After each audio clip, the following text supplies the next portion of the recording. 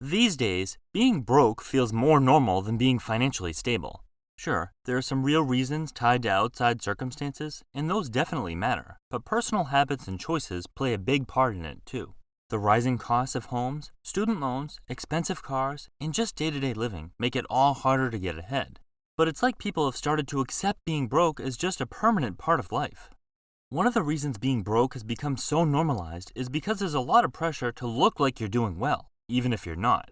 It's kind of funny when you think about it, because people will laugh at the fact that they have no money, while pointlessly going into more debt. Take cars, for example. Driving a brand new car is seen as the standard, while having an old, beat up car is often judged or looked down on. Think about the impression you make when you roll up in an older, budget friendly car versus a brand new one fresh off the lot.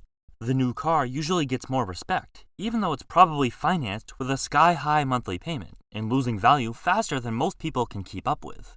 Meanwhile, the older car might be reliable, paid off, and cheap to own, but it doesn't command respect. People will go into serious debt just to keep up that image, taking on huge monthly payments for a car they can't really afford, just so that they don't seem broke. Ironically, the person driving an older car could very well be in a much better financial position. It's backwards, but it happens all the time. Instead of seeing financial responsibility as something to admire, we've flipped it. Now it's about maintaining an image of success, even if it means draining your bank account. That kind of thinking turns being broke into a lifestyle people silently accept, all for the sake of fitting in. It's kind of wild how society treats people who don't have an amazing apartment or home. Like if you have roommates, live with family, or just don't have your own place, people automatically see that as a bad thing. There's this unspoken rule that unless you're throwing away a big chunk of your paycheck on rent or a mortgage every month, you're not really independent, and you're not really doing well. But honestly, when you break it down, it makes no sense. Why is it considered a flex to be paying thousands of dollars just to live alone in a space way bigger than you actually need? A one-bedroom or even a studio can be perfectly reasonable for someone living alone. But nope, that's not how people see it. Unless you're in a high-end apartment steps away from the nightlife or own a nice house out in the suburbs, people act like you're living in some kind of run-down dump. Also, it looks like we've made it.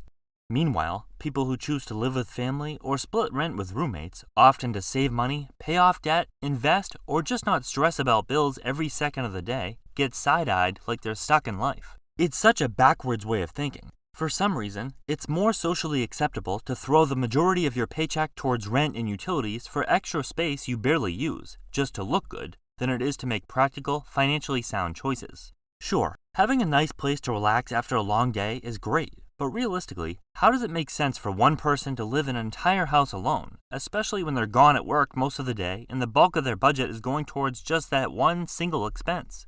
It's like we've collectively decided that struggling alone is more respectable than thriving together. Make it make sense. These days, being broke is kind of treated like a joke. People laugh about it, post memes, and talk about it like it's just a normal part of life. And yeah, humor helps us cope, but there's a difference between being relatable and brushing off something that's actually a big deal. Always joking about being broke can make us forget how tough it really is to live without financial security.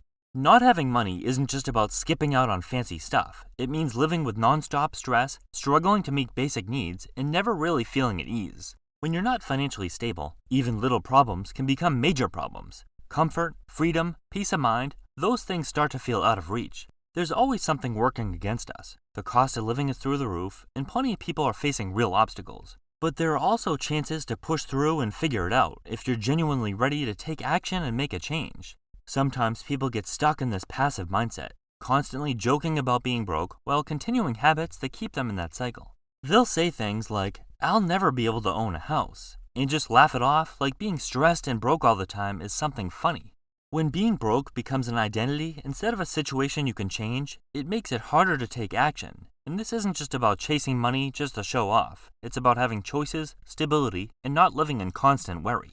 Instead of brushing off financial struggles, we should be having real, honest conversations about how to get to a better place.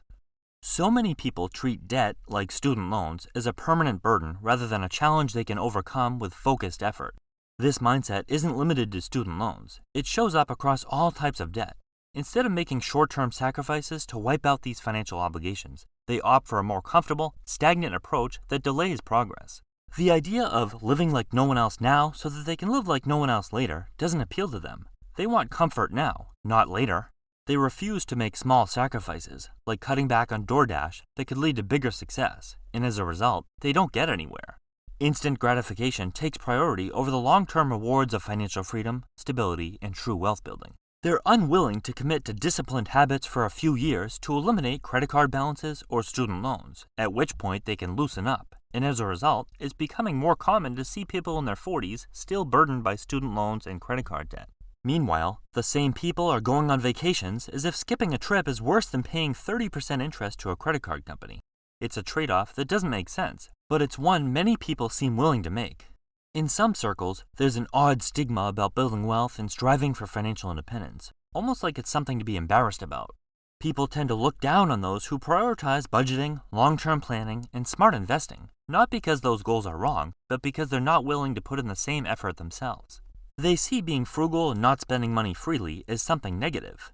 You'll often hear comments like, "You can't take it with you," or "I'd rather enjoy my life now," which at first might seem like a reasonable way of thinking, until you take a closer look. Their idea of enjoying life often turns into a never-ending struggle, living paycheck to paycheck with no financial cushion to offer peace of mind or flexibility. It's a cycle of waiting for the weekend to enjoy themselves, while suffering through the entire work week just to make it to the next one. It's much easier to write off someone's financial success as greed or luck than to face the uncomfortable reality that true financial freedom takes time, discipline, and delayed gratification. For many, it's more comfortable to criticize than to change their own behavior, and that criticism usually comes from a place of envy or insecurity. Some people aren't satisfied unless they're living up to high standards, even if it's well beyond what they can afford. They want what they want, whether it's a new car, frequent meals and dinners out, or the latest, most modern kitchen in their home, and they'll spend freely, even if it leaves them broke. While there's nothing wrong with wanting to enjoy life, it's worth asking, how is spending $100 on a single dinner, paying $900 a month for a car, borrowing against your home equity for a $100,000 kitchen renovation that you must have, or taking high-end vacations while living paycheck to paycheck, truly enjoying life? The desire for the latest kitchen remodel or luxury getaway often outweighs practicality, even when more affordable options exist.